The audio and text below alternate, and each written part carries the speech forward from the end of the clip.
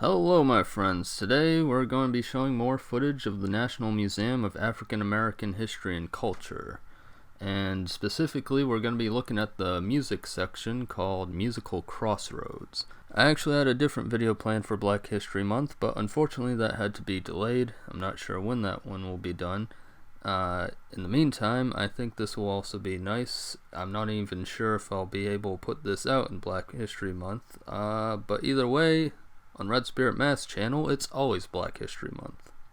So when you enter the Musical Crossroads section, it says under the sign, "The arrival of the first Africans on these shores set a new path for American music. For over 400 years, African American musical creativity and innovation has generated, transformed, contributed to, and enriched a vast array of musical forms. This exhibition tells the story of the musical creations of African Americans through a narrative of hope and struggle, faith and perseverance, culture and tradition, and pride and liberation."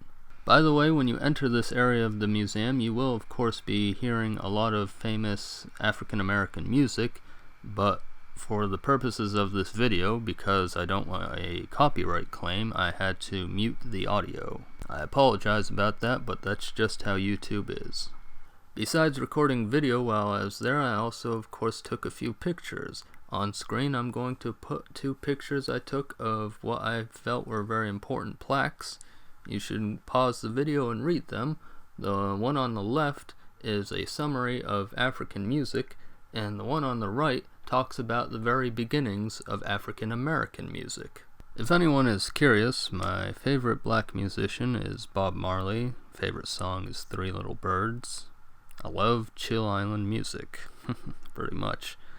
Though if you're wondering specifically like continental African American, then I would choose Herbie Hancock.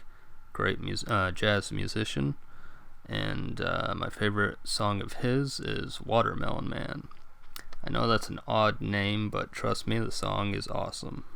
The great thing about Watermelon Man is it fuses traditional Central African music with American jazz music.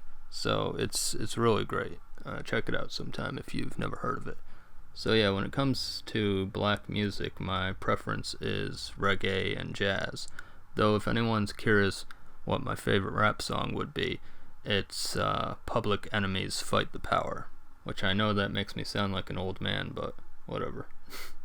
Having said all that, my tastes in music aren't really mainstream for the most part. I listen to a lot of world music.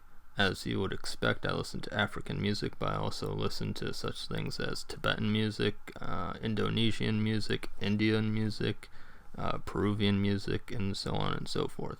And because I'm a weeaboo, I of course listen to anime music as well as video game music. And even though many of our favorite video games are made by the Japanese, it's worth noting that many of those Japanese musicians that worked on those video games were influenced by black music. Notable game composers such as Koji Kondo and Yasunori Mitsuda were both inspired by jazz. And if you're wondering who those two are, Koji Kondo made the soundtracks for Mario and Zelda, and Yasunori Mitsuda made the soundtracks for Chrono Trigger, Chrono Cross, Xenogears, and some of Xenoblade. And here's a fun fact for you. Do you like Sonic music? Well, Michael Jackson himself literally wrote music for Sonic 3. And as for anime shows, I'll point you to Samurai Champloo and Cowboy Bebop.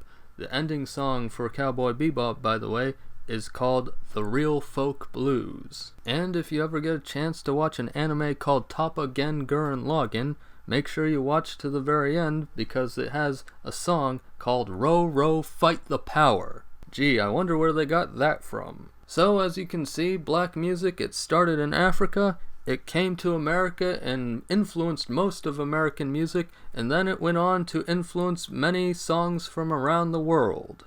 Alrighty, now I know we didn't go super in depth with today's topic, but keep in mind African American music is an utterly massive topic.